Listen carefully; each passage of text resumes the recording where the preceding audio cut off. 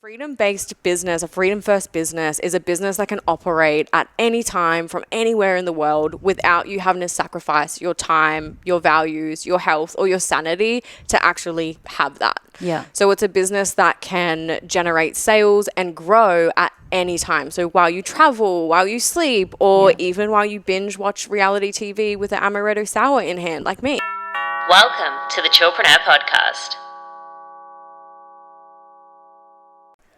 Welcome officially to the Chillpreneur Podcast. Thank you. I'm so excited to be here. I am honestly so excited to have you because there is no other person that I think loves the concept of running a freedom-based business more than I do, other than you. The fact that we both have essentially built our entire businesses around that concept. I am so excited to talk to you about it. And share it with everyone else too. There's one thing that I really want to start with though, if that's okay. Yeah, let's dive in. You have such a long career in entrepreneurship. Honestly, when we started working together, that was like one of the things where I was like, okay, hey you're girl. like, hey. I'm just going to be a little obsessed with you from now on. I love that. Yeah, because I know. it's really rare. It's really rare to see that level of commitment and consistency and mastery. So I don't want to do the whole typical like, what's your origin story? But just, can you give us the footnotes? Because I really want to set the tone of like, this type of business does take time. Yeah, absolutely. Getting to this stage does take time, and it's one of the most magnificent things when you get here. But talk us through. Yeah. Talk us through the journey. Let's do it. Let me try and condense this, right? Not into an hour-long spiel. So, I have had a seriously long career in entrepreneurship. I started in 2012 when I was 16 because I decided to launch an international clothing brand with zero experience because I had big balls when I was 16 years old, right? 16 years old, clothing brand. And at the time, I had, like I said, zero experience, like did not know anything about the industry, didn't know anything about the moving parts, just knew that it was something that inspired me in an industry that I really wanted to be a part of. And I was like, fuck it, I'm going to do it. Like, let's go in. Yeah. And I taught myself pretty much every aspect of moving like the business forward. So from coding websites in my little tiny one bedroom like house in Western Sydney to learning how to build like a loyal audience and customer base and outsourcing, importing, like all the sort of moving parts of the business. And and that's where things really, really blew up for me. But like I said, I was so young. I was 16. Yeah. All my friends were going out and living their life and partying like the Australian way. Yeah. And Classic. I was at home doing all-nighters in between my job to work and grow my business. Yeah. So it really all kind of started from there, and that's what really put the fire into my soul to be like, oh damn, I love entrepreneurship. Did you grow what did that business look like? Yeah, so it absolutely skyrocketed like crazy. Within 6 months, I had built an audience of 13,000 people. I had been published in 2 massive magazines in Australia. I had really good contracts with a lot of stylists and photographers, and I was receiving meetings, like opportunities to meet with people around the world to stock my stuff. Yeah. But there came a point, I can't pinpoint exactly, but there came a point where I was like, what am I doing? Like, I'm so in over my head. Like, I'm 16, 17 years old. I'm just kind of like winging it. And I got this really great success really quickly, but it turned me into like I just had a huge mental health crisis. Yeah. Absolutely had a massive breakdown with the weight of everything, The responsibility and also that like imposter syndrome and that fear of failure. Like before you start something, you have a huge fear of failure, but when you're actually in it, it's way worse. That's when it comes up. Yeah, that's when it comes up in full force. So I had to make the really hard decision to actually close that business down. Right. And that was in 2013, 2014. I had a couple of years off where I was like just trying to sort my mind out a little bit and put my mental health as a focus. And then I decided to go round 2 back into entrepreneurship, start a second business. I was really passionate about helping other business owners to scale and grow their business. So I wanted to find a way to help other business owners not feel alone in the aspect of that, because it's really, really hard when you're a solopreneur, you're wearing every single hat, that, and you also have no freaking idea what you're meant to be doing. So that's where my second business was born, and that was a social media and marketing agency. And this time around, I had done the hard yards. I'd done the mindset work. I had spent a lot of time working on balance and how to hold both of those things at once, life and entrepreneurship. Yeah. And this one was just amazing. Like, quickly grew to 6 figures, helped many of my clients grow to 6 figures as well. What type of businesses were you working with? So predominantly online businesses. That's always been kind of like my go-to. So lots of coaches, lots of online service providers, designers, assistants, OBMs, like that whole sort of spiel. Did have a few people in the wellness industry as well, like naturopaths and a couple tech people and all that sort of stuff too. Good broad range of people. So broad, Good. which I love because I love meeting people from all over the world. So that one was really awesome. And then there was a point, I think about a year and a half, 2 years into that, where everyone was asking me for business advice and consulting advice, like, what should I do to grow this, or how should I create like my next 6-figure product, or those sorts of questions. And I was like, hang on, like, I might as well get paid for this sort of information. And that's where Rachel Kelly International was born. So it's been a while, and that is now almost 8 years ago. Random question, but what do you think you've learned most from? So I consider you to be, again, a true expert. Like, I really do. And that's really rare.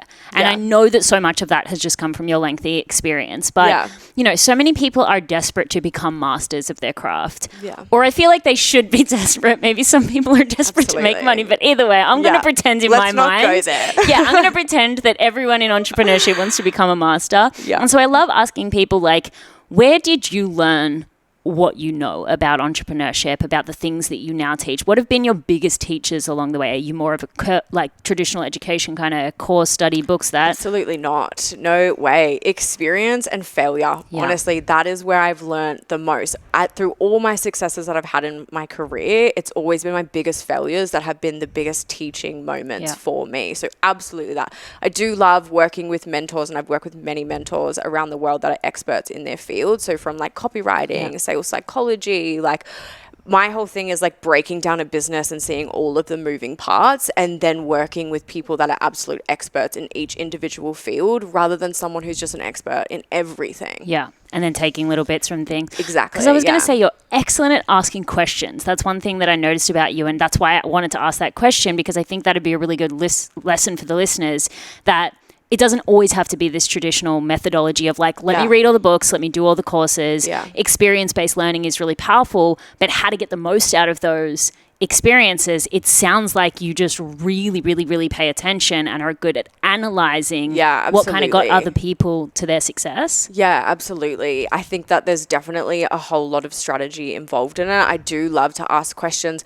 I say to my friends all the time, like, my favorite people to surround myself with are the people that challenge my perspective challenge my perception. Yeah. Like, completely fuck my mind up, like make me think something completely different from what I've been used to thinking. I love people like that. It's kind of like an addiction for me. I'm like really interested in finding out why other people think, feel and act the way that they do. I just think that it's super fascinating, and you definitely get a lot of like golden bits of wisdom when you have the vulnerability, I guess, to like put your hand up and be like, I don't know that, tell me about your experience. That's no wonder you freaking love to travel then. As you were speaking then, I'm like, you are made to travel, because it's really those people who really want to expose themselves to not only different experiences in business, but in life. And then that's how they see the pathway towards growth, that really are addicted to those new cultural experiences, entrepreneurial experiences. Absolutely, So speaking of travel then. I've been waiting for this bit. Let's get into my favorite. Again, I don't know anyone else who is as obsessed with the concept of like running a freedom-based business, but the thing that I see to be very different about you and I compared to a lot of other people who, go down the path of speaking about a freedom-based business is they are more so obsessed with passive strategies, you know, and it just being like, let's just put one really good passive strategy in place and then just like make that the be all and end all. For so many people, that's really stifling, like to have that really specific niche, that really specific, the rigidness. That's such a good way to put it. Can you kind of like walk through what a freedom-based business means to you. So you have a concept called a freedom first business. I call it a freedom based business. But like, what does that actually look like for you? Absolutely, yeah. And I think there's a lot, like you said before, a lot of misconception about what it really is. And rigidness has never been something that I really jived with. I think it's the Libra in me. Like, I need to be a little bit of everywhere all at once. Yeah.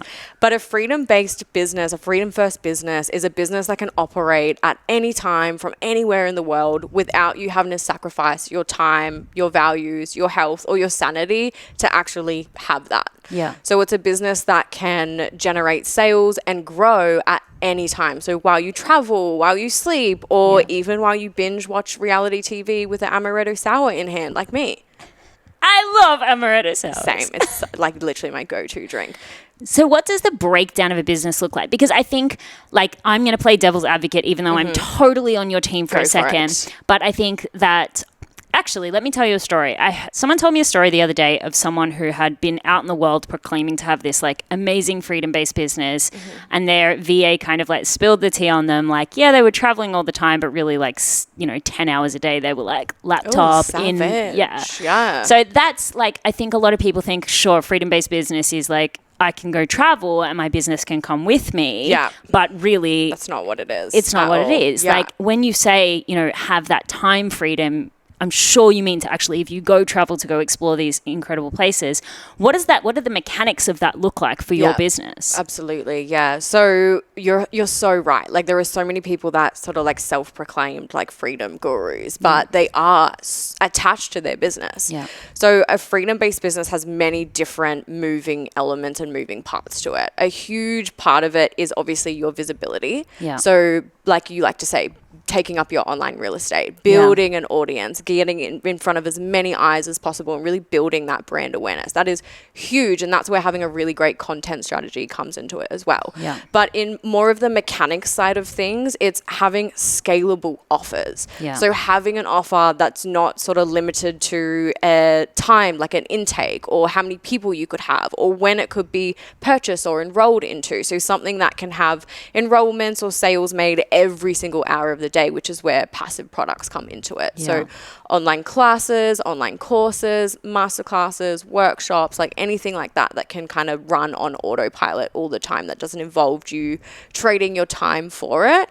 A huge part of it is team. Like, I don't know one person that has a freedom first business or a freedom based business that is solo. Yeah. I just could not ever see it happening. Yeah. I have a very small team, but when I travel, these are the guys that hold down the fort for me while I am away. So they're the ones that are checking the emails, responding to inquiries, making sure all the tech's working, making sure that everything, they're kind of being a second me while I'm away. So team is a huge important part to it.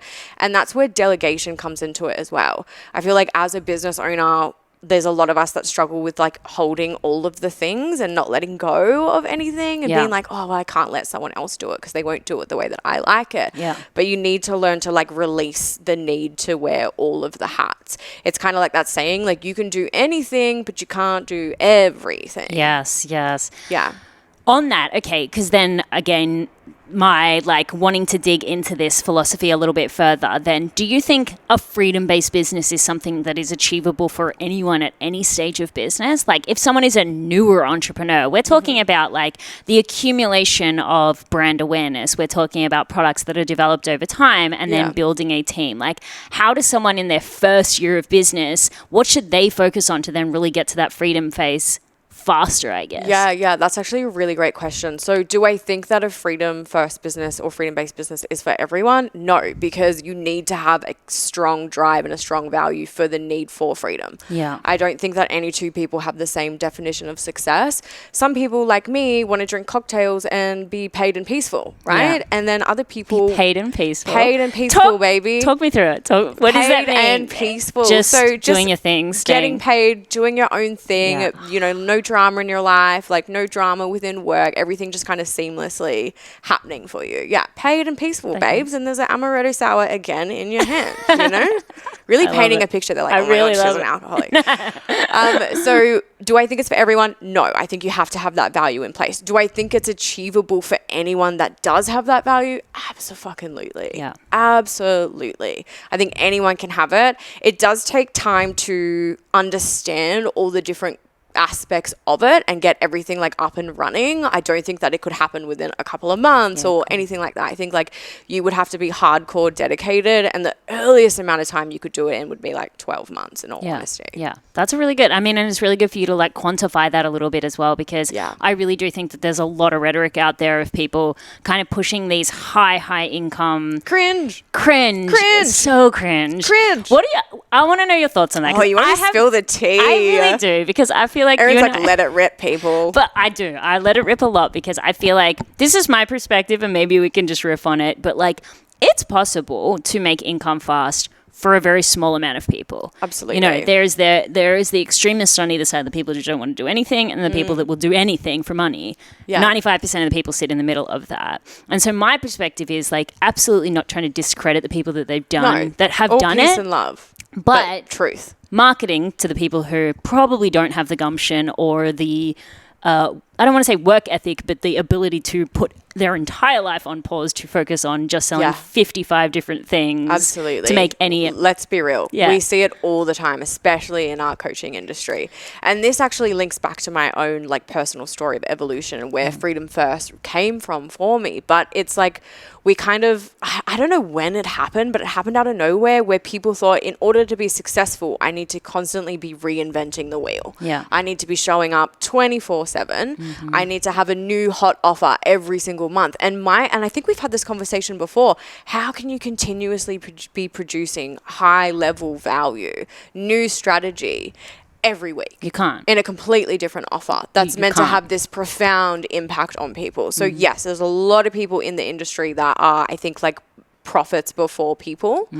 And that like it shows, right? We live in a world now where people can smell BS from a mile away, and these are people that I would say don't have a sustainable business because they're not treating people like equals or like intelligent human beings. Yeah. They're just essentially rebranding themselves over and over again and putting a big fat fucking price tag on it. That's right. Absolutely. And I've actually like invested in some of the offers from some people that are notorious for this sort of stuff. Because I was like, no, I never want to judge a book by its cover. I want to know, I want to get in your world. I want to like see your perspective, right? Yeah. It's what we were talking about before. Yeah. And there's definitely like lots of wisdom, but there's also a lot of repetition, and there's a high level price tag with like a mismatch amount of value. Yeah. I would say. And that's one thing I'd love to even talk to you a little bit more about, because again, one of my like major crush moments with you is your high standards of customer experience. And not even just the customer experience, the high standards that you have, but like the testimonials that match that. Like your people are obsessed with you. And so much of that is because of the experience that you give. Like, you know, obviously it's just the first level to this is just do a good job, you know what I mean? Like give it a good experience. Step 1, do a good job. But how does that match with a freedom-based business? Like I know this is an interesting question, but like you do go the extra mile for your business and it's just, it seems warped that there's these people that are providing not the best customer experience, making a very high amount of money, but yet still change their business. That's right. And then yet two people sitting on this couch. How do we combine the two? How do we combine a killer customer experience with the freedom? With the freedom as well. Yeah, absolutely. It's kind of like anything in life. Like it's not black and white, right? Like it doesn't have to be just one way or the other. You can still provide a really amazing client experience and have freedom as your number one value. I think the way that you do that when freedom is a value, and the way that I do that is I over prepare, I over plan. I'm like, what is like from everyone that I've worked with throughout my career, throughout my 10-year career, what have been the common themes throughout their evolution of growth? So for people that are at like the startup stage of business, or people that are established, and people that are like, you know, pedal to the metal, like let's scale, let's grow, let's hit 7 figures. They all need different things and they all experience different struggles even though they have different stories or different experiences, the emotions are very similar. Yeah. So those emotions of like fear of loss, fear of failure, like things that we were talking about before this podcast. Yeah. So the way that you can combine the two is by really planning in advance and taking the time to actually get to know your customer.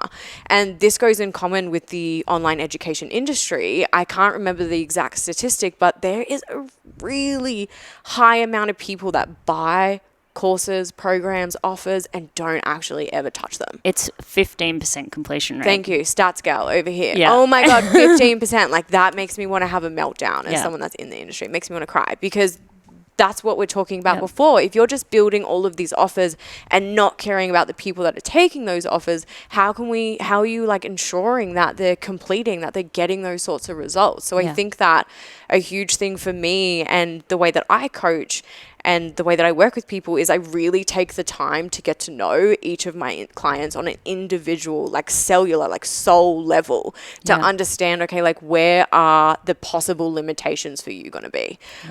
How are you going to learn the best? How are you going to feel the most accountable or the most guided or the most supported throughout this? And then building my techniques of how I coach them fully centered around that perspective.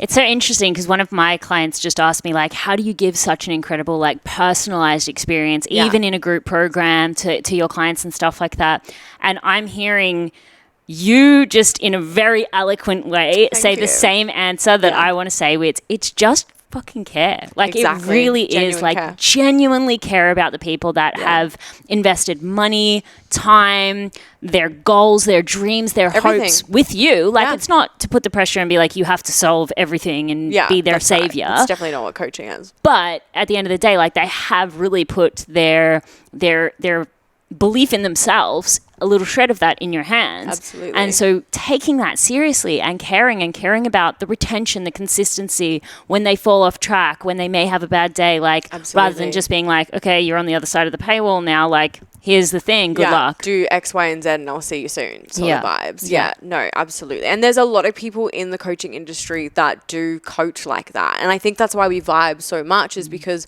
you and I both have a huge value around genuine care, like authenticity. Yeah. Number one thing for me, and I know that it's so high up in your values list as well. And it's not a shared value, unfortunately. Like to be a coach, you don't have to have that value, but to be a great coach, you absolutely do.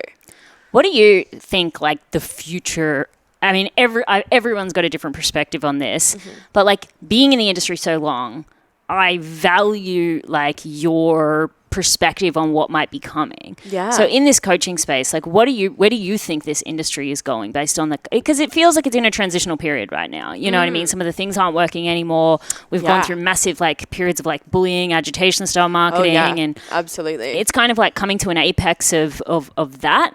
But like where do you see the coaching industry going, let's say in the next 3 to 5 years? Yeah. So it's a really, really good question. Honestly, like in my heart of hearts, I don't really know. Like I just want to be a part of the ride and see how things change. Like over the past 10 years, I have seen it change drastically. Like when I first started, online courses were like not a thing. Like if you wanted to learn Spanish, you would take an online course. But if you wanted to learn how to like market your business or like grow your social media profile, didn't really exist. You know what I mean? It's really come out in the last like half a decade, I would say. I think in the future, because of all of like the technological advancements that are going on at the moment, I think like artificial intelligence and things like that are going to play a huge role in how people operate like the day-to-day of their business. I hope and I pray that it doesn't play too much of a role in terms of like marketing and messaging and people just kind of teaching. Oh my God. I saw an ad the other day that was like, use AI and we'll write your course for you in an hour. And I was like, oh my God, like no, like someone needs to like stop these people, right? Like arrest them. I'm calling the police. You know what I mean? Hello, police. But yeah, like I'm praying that it doesn't happen in that sort of space. But I think we've definitely seen over the last couple of years, people are really cautious about where they spend their money. Yeah. And it's our generation, like especially, like super cautious about where we spend our money. I was having a chat with my brow artist last night, and I was like, I absolutely love investing in one-woman bands. I absolutely love it because the money goes directly into their pocket, into their family's pocket, rather than through a franchise or through, you know, so many different levels of staff before you actually take your cut. Yeah. So I think people are really conscious about that, and due diligence is really, really important. Always has been, but I think it plays like such a bigger role in the coaching industry now, because off the top of your head, if you're listening to this right now, how many freaking coaches do you know? Yeah. How many do you know, right? And yeah, I just think that it's really, really interesting how that's really come about in the last few years, and I hope that it continues to grow. But yeah, that's kind of like what I see. What do you hope to see in the coaching space? What do I hope to see? More inclusivity and diversity, for starters. Yeah. I think there's a huge conversation that needs to be had on that, but that's definitely for another day. So yeah, podcast. I hope that. I think secondly as well, I hope that, I feel like when I wanted to go full time in this industry, so about 7 to 8 years ago, there was definitely like a cool kids club for the coaching industry. You don't think there's one now? I don't pay attention to it now. I'm like, fuck it, I've got my own table. Anyone can come. You know what I mean? There's no cool club over here. I'm the weirdest person alive. Like, if someone described me as cool, I'd be like, oh, interesting. You don't think you're cool? Oh, no, I'm cool as shit. You're the coolest person you know. yeah, exactly. Yeah, slide that in there. Hashtag BTC pick. Absolutely. Yeah. I've totally forgotten your question. In all honesty, I was just thinking, I am pretty fucking cool. You were talking about the cool girls club. Oh yes, yeah, the cool kids club. So yeah, there definitely was a cool kids club in the coaching industry, and I feel like there was a lot of like seasoned people that had been around it for such a long time. Yeah, and it was really hard to break into that. Yeah, really, really hard to break into that, and it kind of like dawned on me at one point where I was like, why the fuck do I even care? Yeah. Like, why do I even care? Like, are those people going to grow my business? Are those people going to provide an amazing customer experience and journey for my customers that like builds my brand and what people are saying about my brand? Like, no, not at all.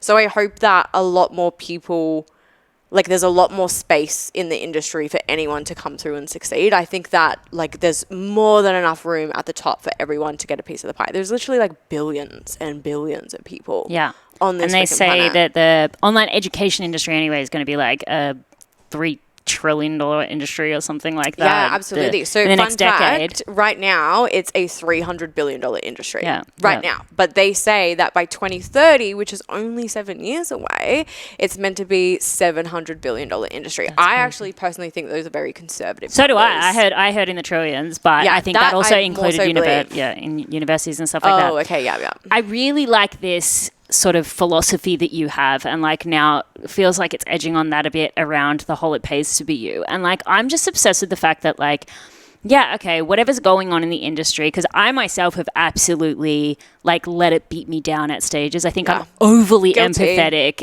for, you know, because I get, you know, a lot of inbox messages from people being like, I had this experience, and then I'm like, do I fight? Do I just fuck off and do something else? Like, yeah. But I love that you just mentioned, you're like, those people aren't paying my bills. Like, those people they don't have any kind of hand in my business. For my success. And I can do my thing over here. And that is 100% nothing to do with anyone else. And there's always going to be enough success available. Yeah.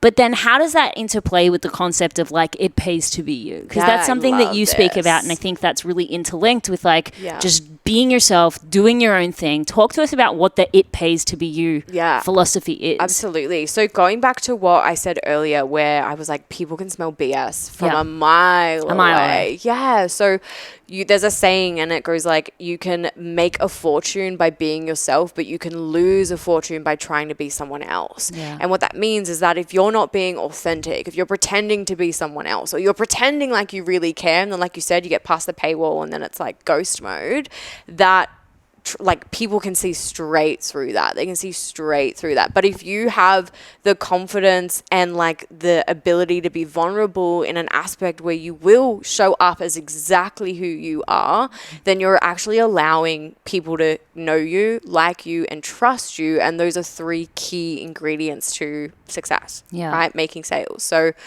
in like a very like logistical, I guess, sort of way, it pays to be you is just about being authentic and being vulnerable and being yourself and kind of becoming your own muse and finding your own unique voice and your own unique selling points and like your own uniqueness in your industry and putting that like on display for the world to see and not being afraid of that. What advice do you give to, I guess I want to say women specifically, but I don't just want to, I just feel like a lot of women struggle with that. Yeah. In all honesty. Absolutely, and like it's very systemic and it's very ingrained, like to be loud, take up space. I know there's other aspects like a whole other conversation of the inclusivity piece that we could talk about there. But so many of and I'm sure you're the same, but so many of the clients that come to me, like they do have this deep desire to be an activist for their mission, to truly be themselves. Like, I don't think that there's one woman that I've coached, mentored, spoken to who's like, I don't have this voice inside of me that I'm desperate to share. But when it actually comes to showing up online and being truly authentic and sharing the values, the vision, their true authentic voice, fear just gets the better of them. Yeah. Absolutely. And it's a completely normal human experience. And I was actually recording a story before I walked in here on this whole concept is that, like, honestly, it's inbuilt into our biology and our DNA, right? Yeah. Like we are just completely hardwired to fear judgment. To not be accepted or anything like that. Like it's the number one thing that we want to do as humans is be loved and survive, right? That's all that we want to do. So if you couple that with starting a business and putting yourself out there, right, it's just going to trigger all of those emotions within you. And if you are someone that has ever experienced any sort of bullying or harassment or trauma, yours is heightened. Yeah, the nervous system. Yours is absolutely heightened. So it's actually funny that you mentioned the nervous system. It is a huge part and has been a huge part personally of me allowing myself to be authentic and be vulnerable is like regulating my nervous system and understanding what my trigger points are and why my body responds and acts the way that it does, why my mind thinks the way that it does. And then kind of using that as a blueprint of like, how to manage things moving forward. So it could be like, for this, for example, I'm coming to do a podcast. I haven't spoke on a podcast in over a year. It's a live podcast as well. So like literally Erin and I are sitting right next to each other looking at the ocean. There's lots of cameras, right? There's like 7 We're cameras actually only this far apart. Literally, Oh, that's so funny. And it really triggered that like fear of judgment and imposter syndrome and all these things inside me. But I have the awareness to know my story and know my body because I've done that work to be like, I know how I'm going to respond to this. Yeah. I know where I'm going to feel these sensations in my body.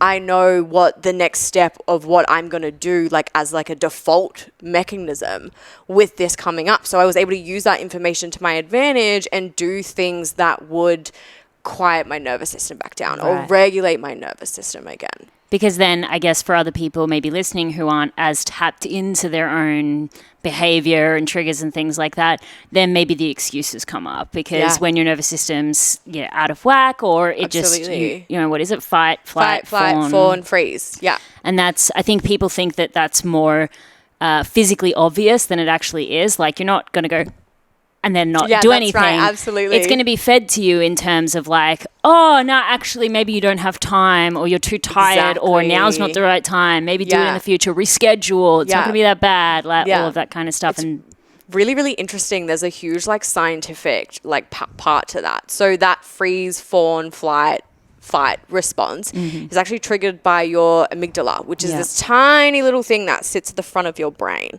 And when we're presented with any sort of threat, it fires up. And it's like, okay, what am I going to do here?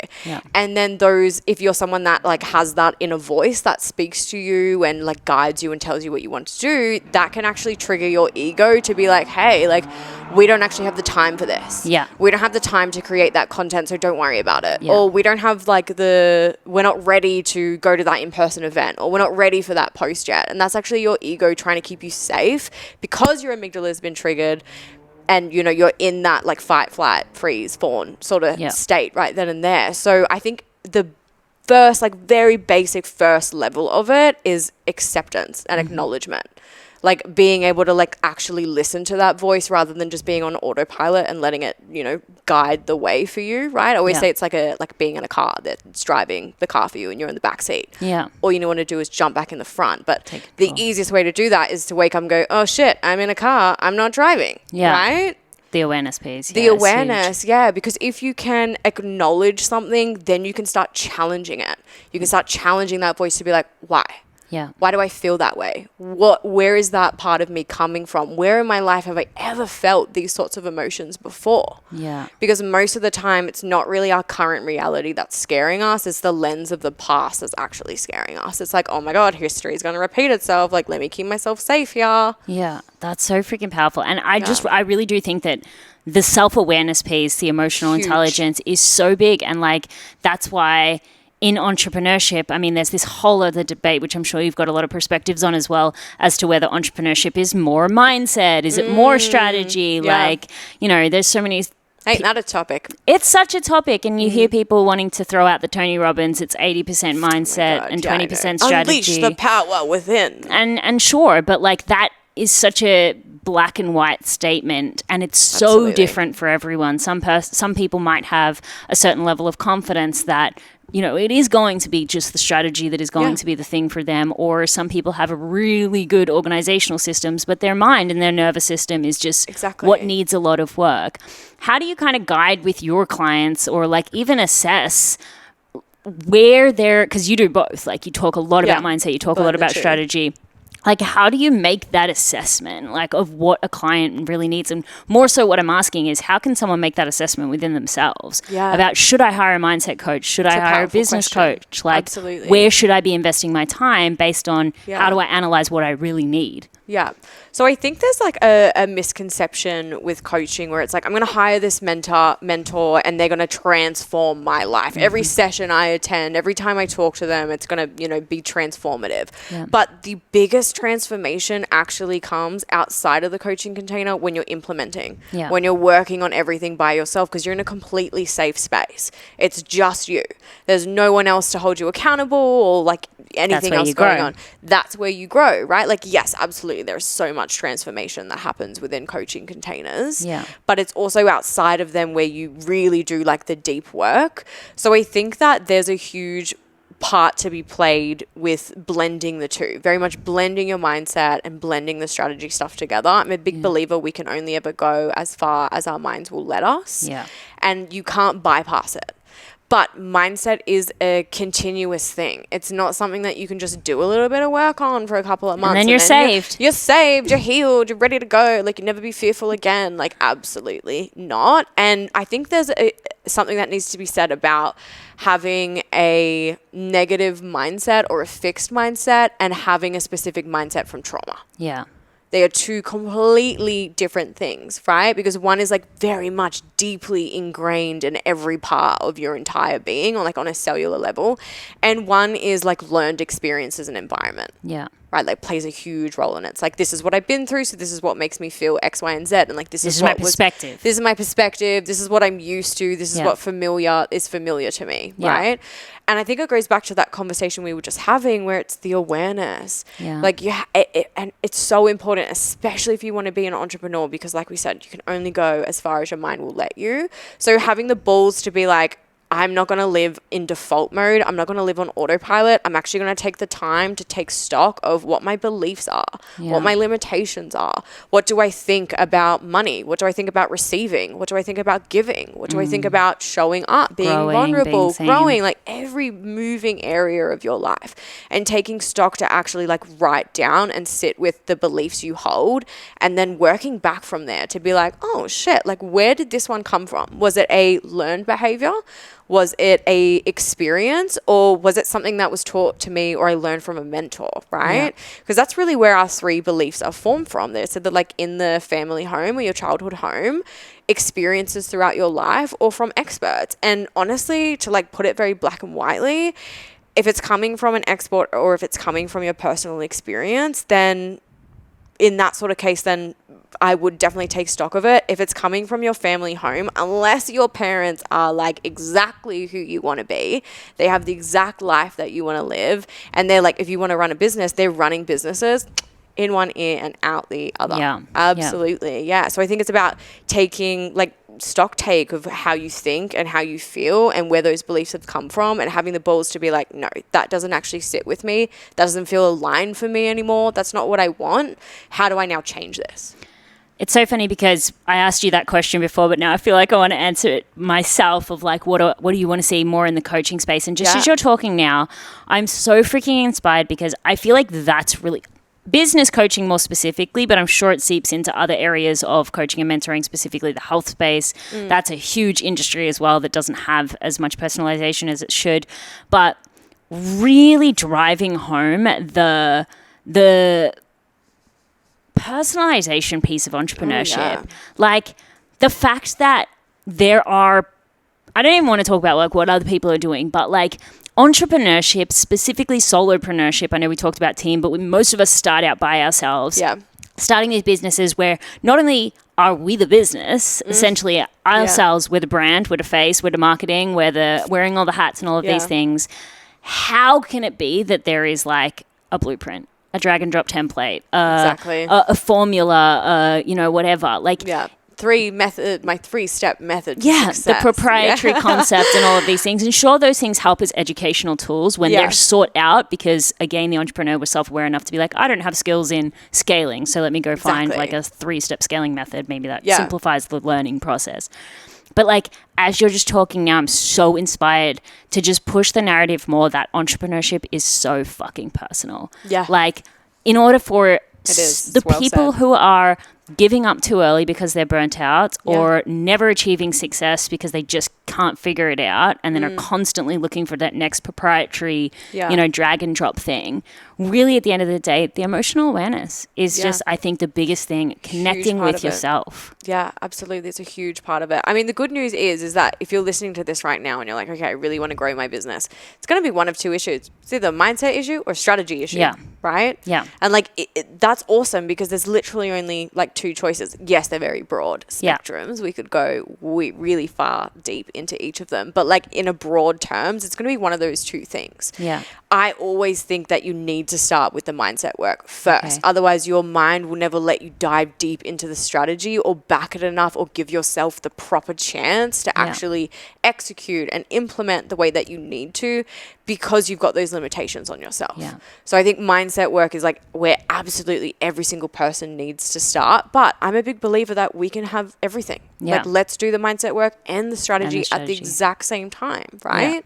Yeah, I love that. Yeah. How do you reckon people then go about identifying like what, like, are there any, I guess more practically now, are there any like particular tools, exercises, modalities that people can identify what maybe their personal blocks are? Yeah, absolutely. So there's a lot of experts that are around on this sort of topic, but my absolute favorite, therapists. Yeah. Honestly, like they're trained in it. Like they literally are trained in it. They're mental health professionals. They can tell you all the stuff that I know about mindset has come from years of therapy.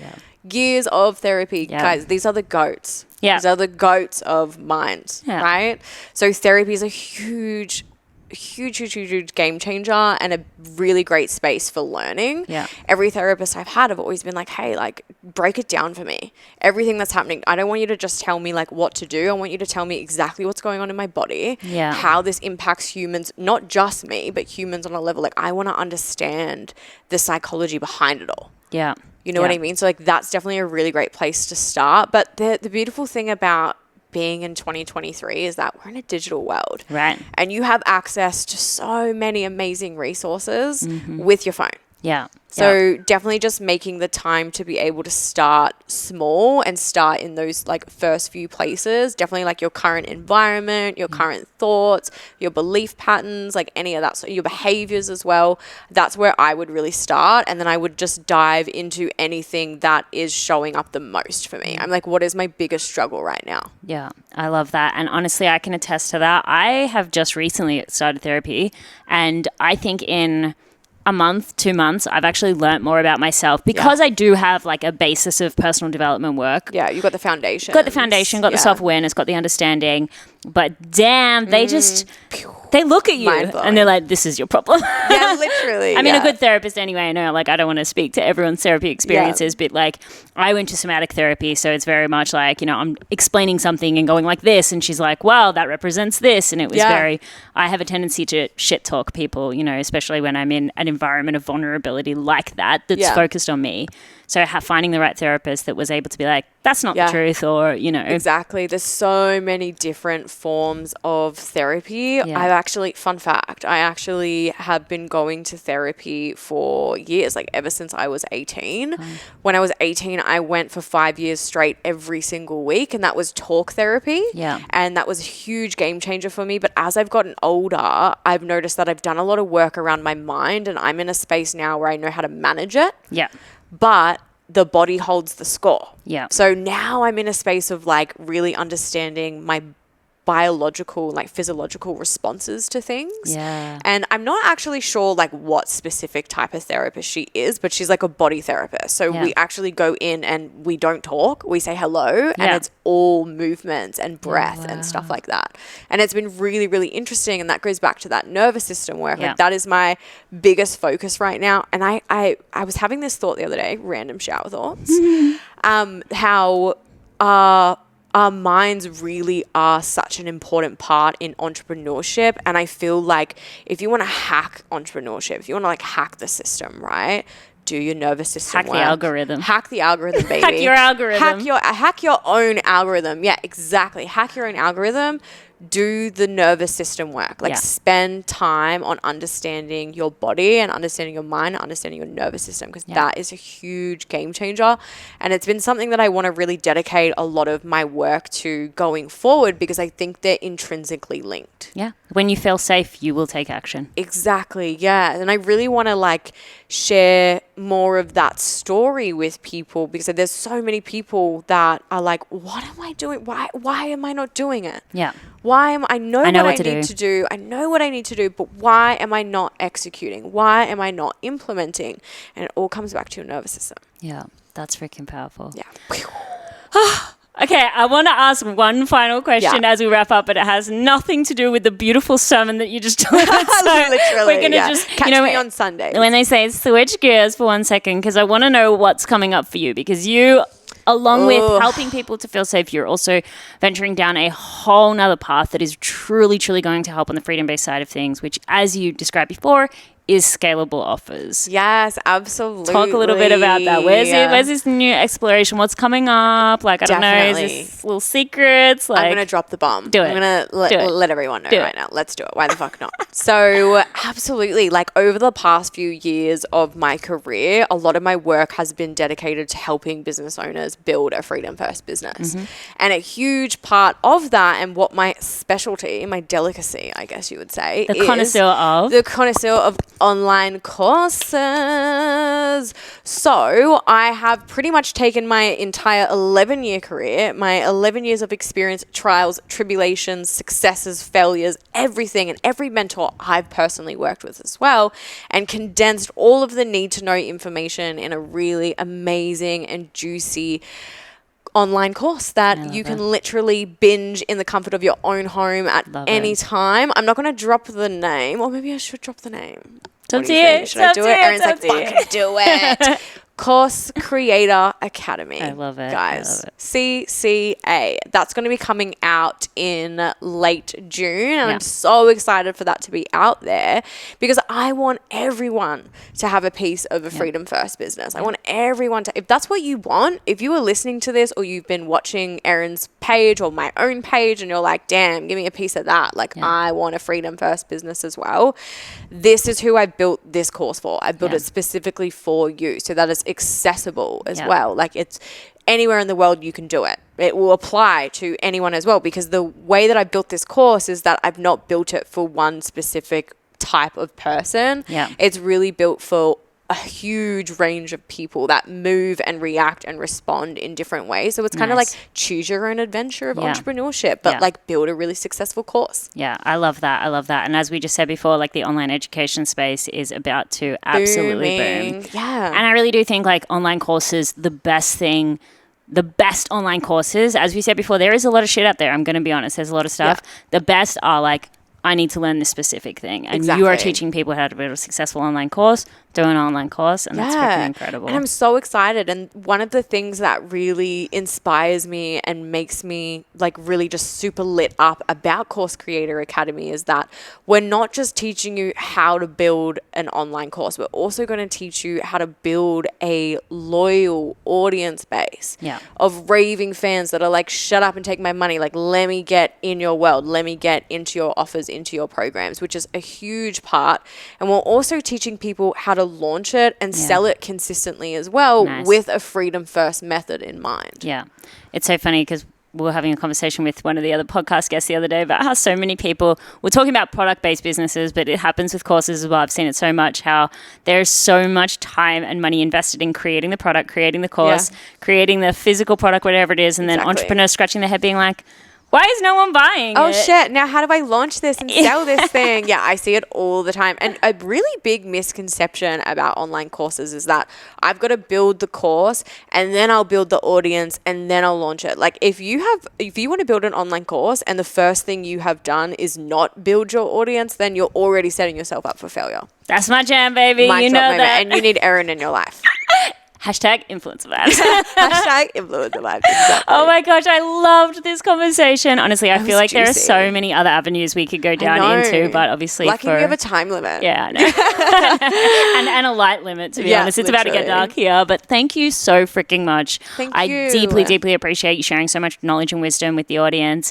Where can they find you? How can they just become obsessed with you, especially in this upcoming launch, the upcoming Course Creator Academy? How can they be in your world? Time. So absolutely, my favorite place to hang out is on Instagram. You guys can find me at _M Rachel Kelly, or just go onto Erin's page and like binge who's liking and commenting on all her shit. It's me. So yeah, definitely Instagram. That's my favorite place to hang out, and I definitely want to connect with all of you guys on there. Awesome. Thank you so much. Wow, much love.